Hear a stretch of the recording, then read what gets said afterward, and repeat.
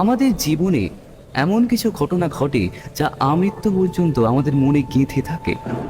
কয়েক বছর আগে আমার সাথে ঘটা এমনই একটি ঘটনা আজকে তোমাদের বলবো। সেবার আষাঢ় মাসে আমি আর ভবেশ আমাদেরই অফিস কলিগের নরেনের মেয়ের মুখে ভাতের অনুষ্ঠানে নবগ্রামে গেছিলাম। আমরা ঠিক করি শনিবার পৌঁছে সেই রাতটা থেকে রবিবার কলকাতাতে ফিরব।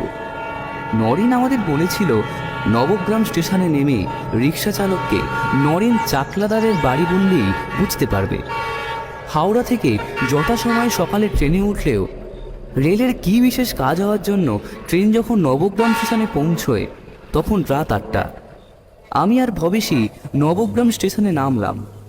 কি রে শুভ, পৌঁছাতে তো অনেকটা রাত হয়ে গেল। যেখানে বিকেলে পৌঁছানোর কথা সেখানে এখন রাত। এদিকে নরেনকে ফোন করছি, টাওয়ারটাও পাচ্ছি না।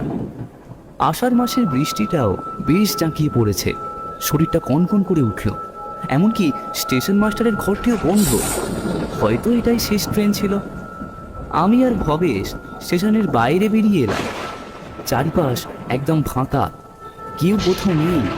দুই পাশে ফাঁকা জমি আর মাঝখান দিয়ে রাস্তা সোজা চলে গেছে। রাস্তার একপাশে টিমটিমে আলো জ্বলছে, চারিপাশে হালকা কুয়াশাও জমেছে।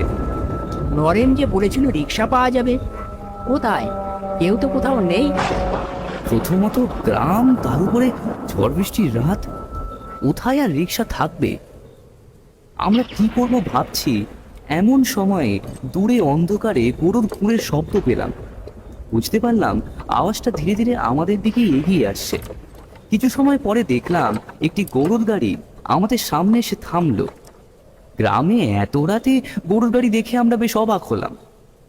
গাড়িটির সামনে চাদর মুড়ি দিয়ে একজন লোক বসে আছে।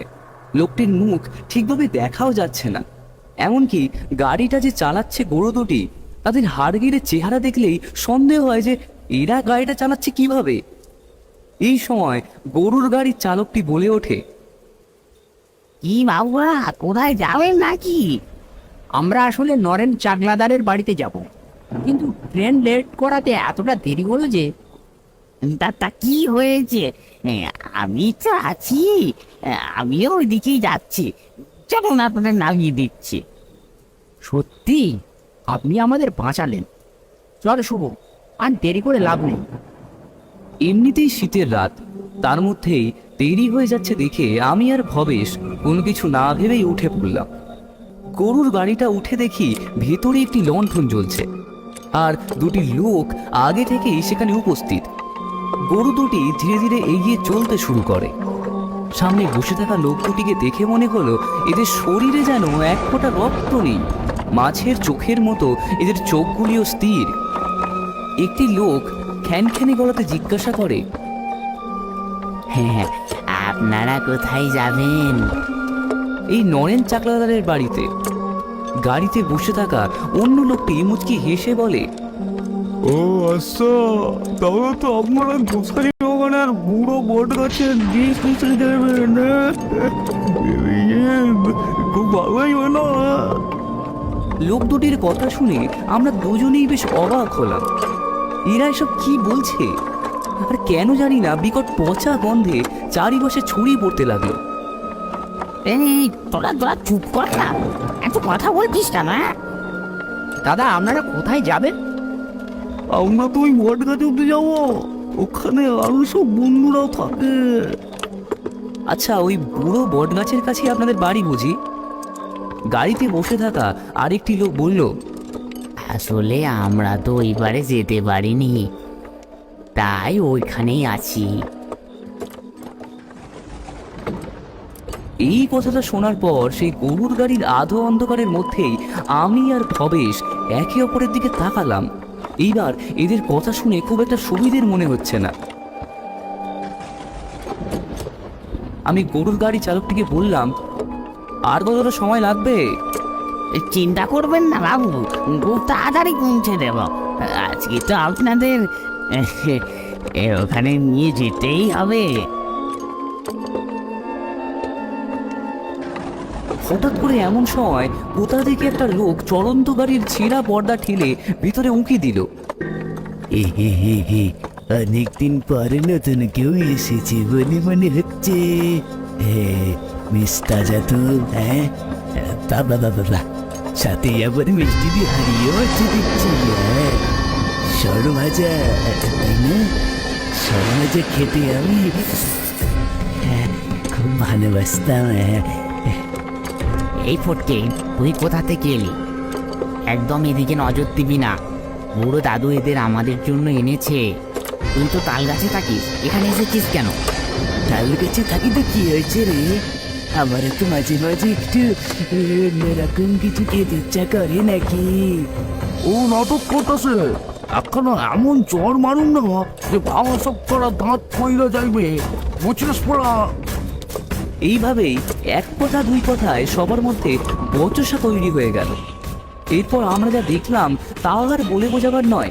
আমরা দেখি এদের শরীরের কাপড় ধীরে ধীরে বাতাসে মিলিয়ে যাচ্ছে, তার সাথেই শরীরের মাংসগুলি খসে খসে শরীর থেকে পড়ে যাচ্ছে আর বেরিয়ে আসছে নরকঙ্কাল।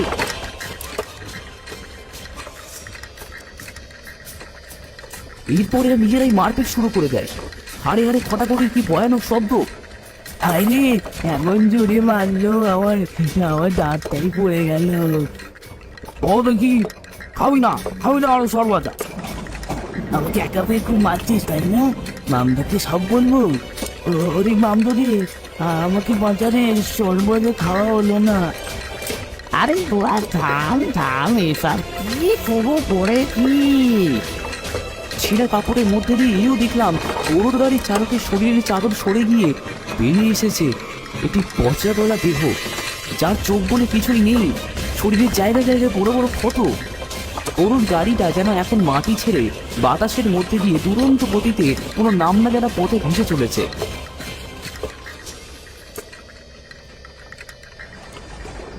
শুনো, আমরা কোথায় এলাম রে? এরা কারা? বুঝতে পারছিস না এরা কারা? এরা কেউ জীবিত নয়, এখানে বেশিক্ষণ থাকলে মৃত্যু অবধারিত। আমি আর ভবেশ একটু সময় নষ্ট না করে হাত পা ভাঙার চিন্তা ভুলে দুজনেই সেই মৃত্যুপুরীর অভিশপ্ত গরুর গাড়ি থেকে নিচে ঝাঁপিয়ে পড়লাম। তারপর সব অন্ধকার। আমাদের যখন সংজ্ঞা ফিরি তখন দেখি দিনের আলো ফুটে উঠেছে। আমাদের সামনে কিছু মানুষ দাঁড়িয়ে আছে, আর সাথেই আছে নরেন। আমাদের দুজনের সারা শরীরে ভীষণ যন্ত্রণা। কোনো মতে উঠে বসলাম। তোরা আসছিস না দেখে আমি খুব চিন্তায় পড়ে যাই। প্রথমে ভেবেছিলাম তোরা হয়তো আসতেই পারিস। এদিকে ফোনটাও নট রিচেবল বলছে। সকালে স্টেশনের দিকে যাচ্ছি, এমন সময় লোকের ভিড় দেখে এখানে এসে দেখি তোদের এই অবস্থা। আমি আর ভবেশ আগের রাতের ভয়ঙ্কর অভিজ্ঞতার কথা সব খুলে বলি।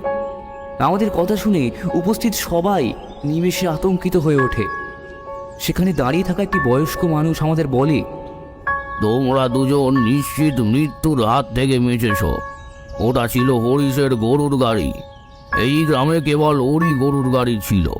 আজ থেকে 3 বছর আগে আষাঢ় মাসের রাতে গরুর গাড়িতে করে দুজনকে নিয়ে যাচ্ছিল।